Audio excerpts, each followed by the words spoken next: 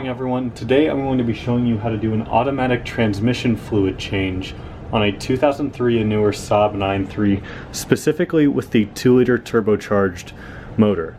Now, I've already gotten a lot of questions on this on my Instagram as I posted about it, and I do want to tell you guys that I do not know what transmission fluid you're supposed to use if you have a manual, so if someone knows, comment that down below to help everyone out. Also, I am not sure if this is the same transmission fluid that you use if you have an automatic V6. They are both ASIN transmissions to my knowledge, so I would assume you can use the same fluid that I'm using, but I would definitely double check that. So, with that out of the way, let me show you guys the type of fluid I will be using. This car actually takes Toyota transmission fluid. Now, you can use a variety of different brands. There's a special model or part number that you need. It's like 3309 or something like that. And Toyota Type 4 transmission fluid happens to fit that description perfectly. So the first time I did the transmission fluid on this car, I used this stuff, and it's been perfect for about 25,000 miles. And speaking of mileage, you should probably be doing this transmission fluid change every 30,000 miles. I'm doing it about 25 as opposed to 30,000 just because the car's starting to get to higher mileage now, so won't hurt to do it a little bit sooner. But I got this stuff at my local Toyota dealership. Very odd going into a car dealership, I must admit, because, you know, I drive a Saab. But I actually bought about 8 quarts of this, and I kind of went a little bit overkill. The car takes a little bit over 4 quarts of transmission fluid, but when we drain this, it's not going to drain all 4.5 quarts out.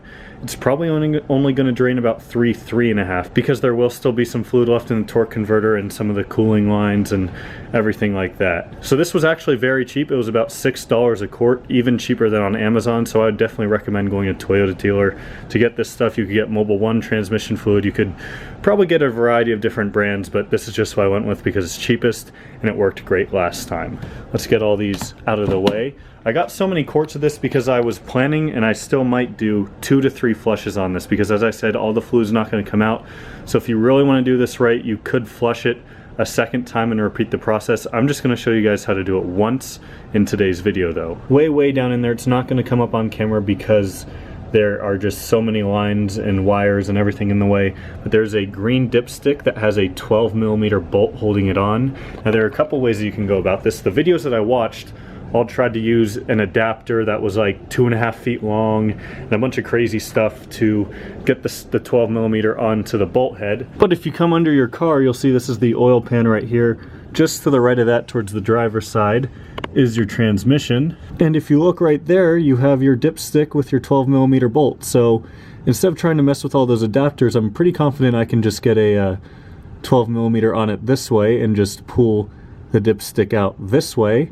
And then if we come back over here, ignore all the oil and everything, my oil leak has been fixed. So this is just all very old oil. Back here there is a 24mm bolt that you will use to drain the transmission fluid out. So with that information in mind, let's go ahead and grab some tools and get started on this. 1/4-inch socket or ratchet, 12-inch socket, fits over there very easily. I already broke it loose, so yeah. Definitely this is a way easier way to do this. And it is now finger loose. There we go. We can wiggle our dipstick out there. This drain plug is a little bit confusing to locate, but it's just about the only 24mm under here, so that's kind of how I figured out what exactly it is, but it's this one right here. So if you back up a little bit, you'll see your charge pipe right here, hopefully not covered in oil like mine. And then just kind of right where that bends, you'll see it's a very shallow bolt, which is weird. The head of it's just very shallow. So there's a little washer on that as well.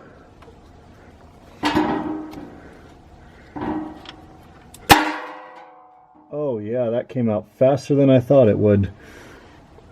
All over the hand. Alright, well, I'm going to let all this drain out. It looks like chocolate milk, which is probably a sign that it should have been changed, but we'll get a better look at it here in a minute when it's all done draining. And I clean this up. So here's the old trans fluid again. I had this in the car probably about 25,000 miles. It's still got a little bit of red to it, but it really just looks like dirty oil, so it was probably good that I decided to do this now. when I emptied the collection tray that I used, there was just about 3 quarts exactly that came out. You can see a marker right there on the right. It's literally right on that marker. So I'm going to start by putting 3 quarts in, and then we'll go from there. Unfortunately, we can't fill the car from the bottom unless we had a pump of some sort. So I'm going to have to somehow access it from the top. So what I have here is 2 12-inch extensions and then what I believe is a 6-inch, maybe an 8-inch extension. That is plenty long enough to reach from the dipstick to the top of the engine. And then from there I just have some really thin tube that I can use, and then it kind of feeds into a funnel eventually. So this is pretty watertight. This is watertight. This I'm a little bit worried about, but I might use the old duct tape, because you know that never hurts. So I think it'll work well enough for what I need. Here is my rig. I finally got it all set up. The hose is probably a little bit longer than I need it to be, to say the least. But I'll show you what I did under here, because that's the part that matters and the part that's difficult to get lined up. So I actually initially was going to thread that 12mm back in a little bit like I did there, and then put a socket on it so that way the extension I had wouldn't move. But it's kind of wedged in there right next to the fill plug. So it's stuck in place, and then that tube is probably about an inch or so into the drain plug, or into the fill hole I should say. So now I guess we just fill it 1 quart at a time and hope it works. That's what our new trans fluid looks like. I just took the cap off one of the bottles. So it's supposed to be almost pink. So again, needless to say, it was time to do this, but you can just completely ignore that drain pan right there. That's definitely not there in case my duct tape fix fails.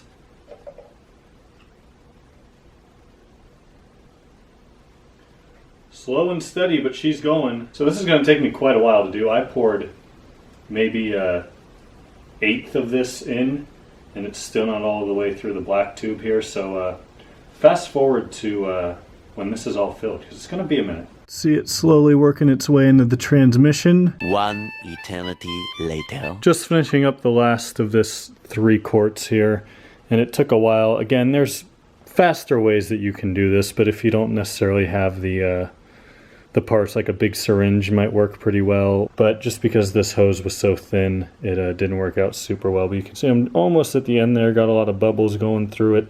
So after this, we can go ahead, reattach our fill plug, and then we can put that 12mm back in, move the car off the jacks or off the wood planks so it's level, and try to check the level, make sure she's all good.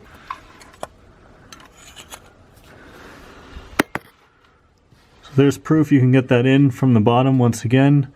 So now I just have to spin that around, push it in, put the 12mm back in. I've got the car on wood planks at all 4 corners now, so I could check the fluid level. You can see the cold setting. It's right in the middle of that cold marker, so that's exactly what we want, because obviously the car is cold right now. As it gets hot, you know, it would go further up the dipstick, but so I filled it perfectly. But I put about 3.5 quarts in, maybe just a little bit less than that, because the fluid, the dipstick was low when I took it out initially.